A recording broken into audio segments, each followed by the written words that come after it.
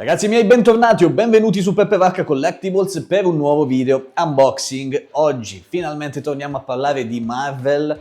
Sul canale non ne parlavamo dal buon vecchio Venom nella sua versione fumettosa e oggi per la stessa linea, sempre la comic version, andiamo ad unboxarci insieme Doctor Doom, questo bel ragazzone che mancava alla mia collezione, che aveva necessità di essere rimpolpata con qualche nuovo personaggio e chi meglio di lui. Oggi andiamo a vedercelo insieme e vi ricordo che l'ho acquistato su icolossodinerd.com, di cui trovate il link qui sotto in descrizione.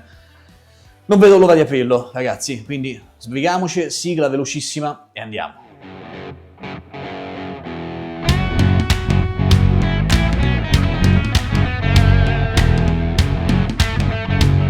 Partiamo come sempre dagli accessori dando la precedenza alla basetta espositiva, che rappresenta una torre costruita in pietra su cui svetta questo meraviglioso gargoyle, che può essere rimosso e inserito nella basetta a nostro piacimento con una semplicità unica. Mi piace tantissimo la scultura sia del gargoyle che del resto della basetta, con questa verniciatura molto granulosa che restituisce appunto la sensazione di avere una costruzione in pietra. Questa verniciatura viene ovviamente sviluppata anche sulla basetta vera e propria, quella dove è possibile poi andare ad esporre il Dottor Doom, ed è una basetta abbastanza versatile perché ci dà la possibilità di posarlo in una doppia posizione, sia questa con il gargoyle davanti, sia invece avendo il gargoyle alle spalle, dove su questa parte frontale si può scorgere la targhetta espositiva con scritto Dr. Doom, che sembra anch'essa scolpita in pietra. Poi ovviamente, ragazzi, è un pezzo a sé. Vi ho già rimosso il coperchio, il tappo di uno dei due fori per andare poi a metterci il supporto, cosa che prova appunto la possibilità di posare Dr. Doom in due modi differenti. Qui c'è anche il foro che andrà ad ospitare poi lo stendardo che è molto ben realizzato. Mi piace tanto la verniciatura dorata che forse voi non coglierete in camera, ma è molto splendente, quindi mi piace tanto. Gli stendardi sono in una sorta di tessuto, non vi so dire nello specifico di che cosa stiamo parlando, ma comunque sono secondo me un pochino troppo corti rispetto al resto dell'asta. Ora, per motivi tecnici non ho la possibilità, forse vi farò scorrere un'immagine mentre sto parlando, ma secondo me questo stendardo è davvero troppo alto. Stiamo parlando di un'altezza di 50 cm circa una volta montato sulla basetta. Molto bello da vedere, senza dubbio, ma come al solito poco funzionale. La basetta comunque rimane molto bella esteticamente, quindi può essere posata anche senza stendardo, ma è un vero peccato perché questo stendardo è veramente bellissimo. Per chi di voi ha la possibilità di avere ben 50 cm di altezza soltanto per questa roba, ben venga. Però secondo me avrebbero potuto farlo più corto, con gli stendardi anche un pochino più lunghi, e avrebbero migliorato la resa generale. Ma andiamo avanti con gli effetti fulmini di magia che abbiamo già visto in altre doll, come ad esempio Darth Sidious, ovviamente di un colore differente, realizzati in plastica semi-trasparente con una colorazione che varia dal bianco al verde chiaro fino al verde un pochino più scuro delle punte.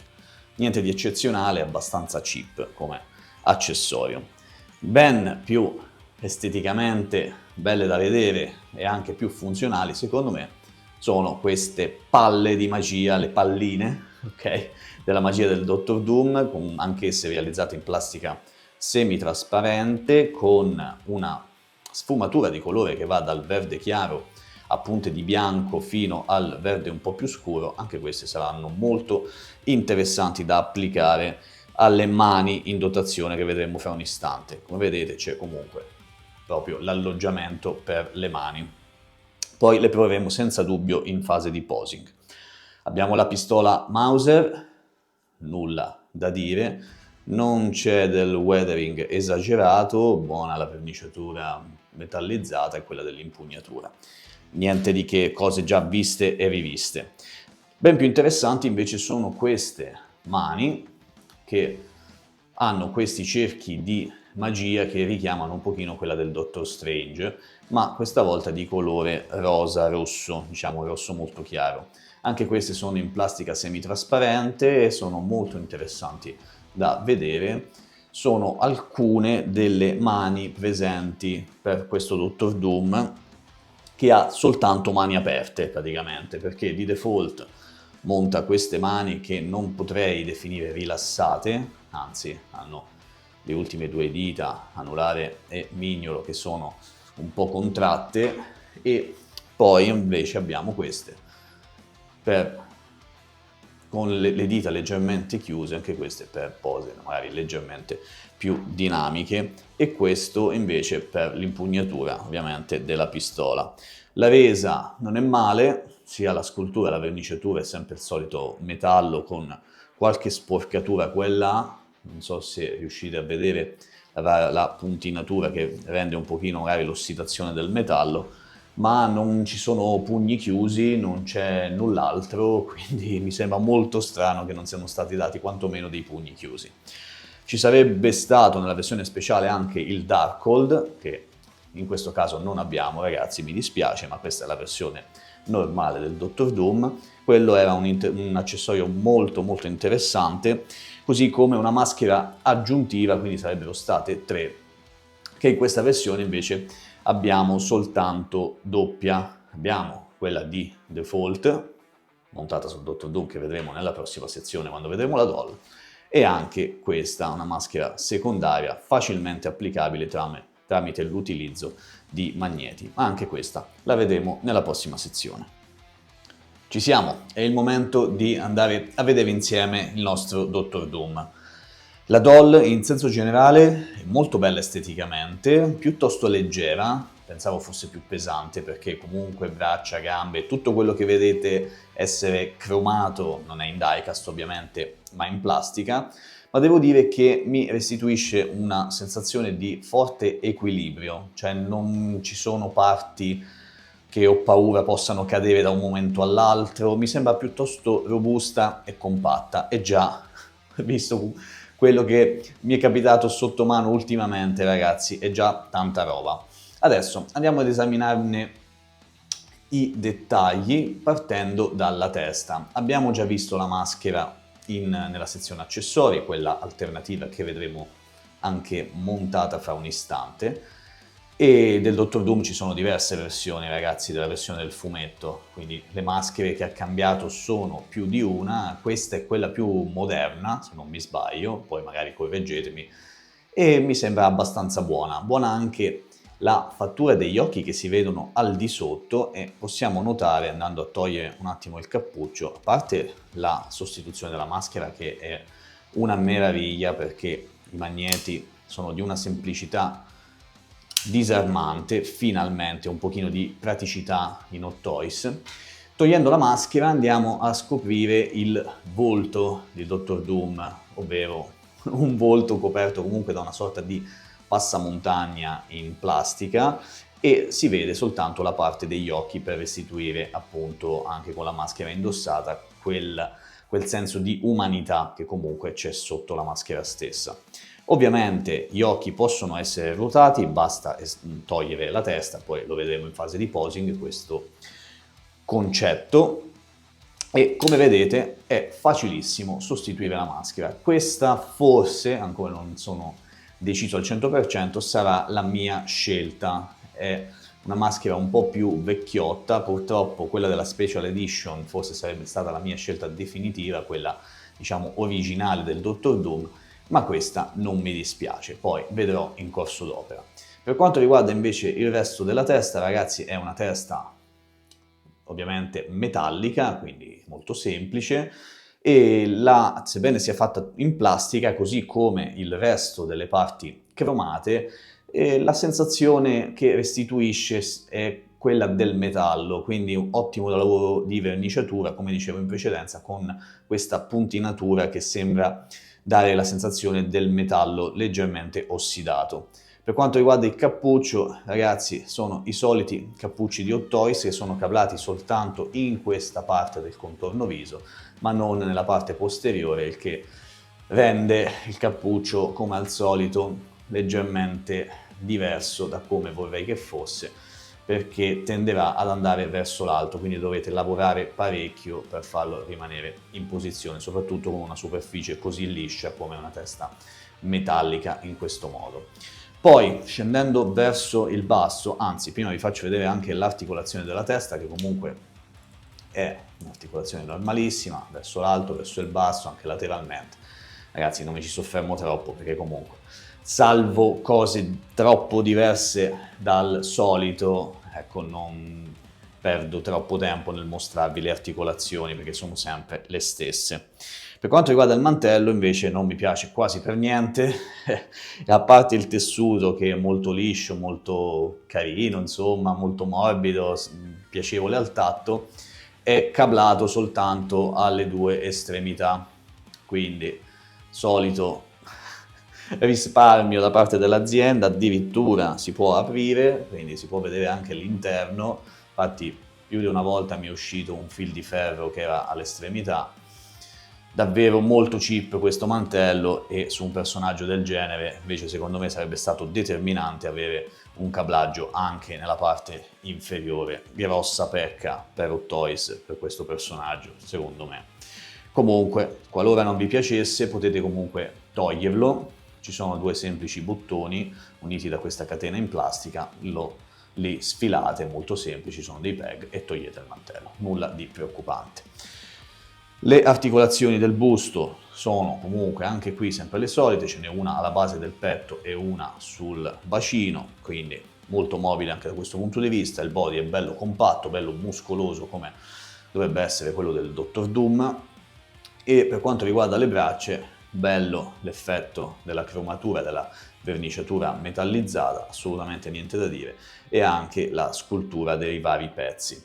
Per quanto riguarda il gomito, come vedete, è sotto i pezzi di armatura c'è questa sorta di cotta di maglia che sembra quasi mitril, che pensavo fosse una sorta di silicone, invece ragazzi è un tessuto, lo capite anche dalla morbidezza, un tessuto con questo motivo qui, quindi ottimo lavoro, quindi si potranno fare tutte le pose del mondo senza preoccuparsi che si possa rovinare nel corso del tempo.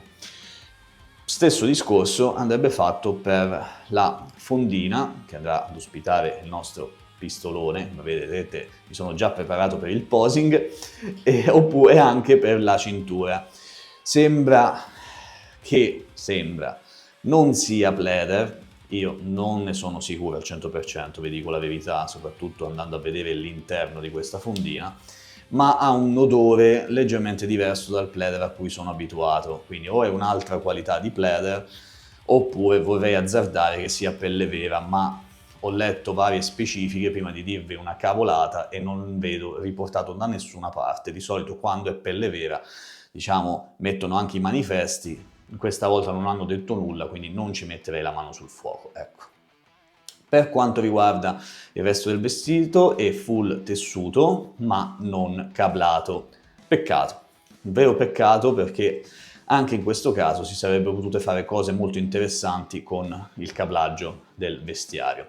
Abbiamo la conchiglia, anche questa verniciata come il resto dell'armatura. Qui sulle gambe troviamo il solito tessuto che non dovrebbe preoccuparci, forse favorirà anche un pochino il posing, adesso lo vediamo, e varie parti mobili dell'armatura che si portano fino ai piedi. Gambe melle massicce, come potete vedere, e parte posteriore anch'essa in corrispondenza delle articolazioni con quel tessuto. Molto furba questa mossa di Hot Toys, anche se le gambe più dei canonici 45 gradi e all'indietro praticamente il movimento è assente, non vanno, ma per quanto riguarda il ginocchio almeno c'è una doppia articolazione che permette di superare i 90 gradi. Anche i piedi comunque hanno una buona semplicità, diciamo, di movimento, e quindi assolutamente promossa per il momento. Poi sapete che il mio verdetto finale sarà dopo il posing, perché quella poi è il vero test per una doll che dovrebbe essere posabile. quindi vedremo adesso. Dal punto di vista estetico e funzionale questo Dr. Doom mi sembra molto buono, a parte questo mantello. Adesso lo testiamo con qualche posa, ragazzi, e anche se per me passerà un'eternità, per voi ci vedremo fra un istante con il verdetto finale. Questo Dr. Doom è la scelta che dovete fare se volete aggiungere un Dr. Doom, soprattutto tratto dalla versione fumetto, nella vostra collezione. Resta ovviamente da aspettare la nuova versione dedicata all'MCU quando uscirà verso la fine dell'anno, Doomsday. Lì allora ne potremo parlare, ma comunque sarà un Dr. Doom differente rispetto a quello che abbiamo esaminato in questo video.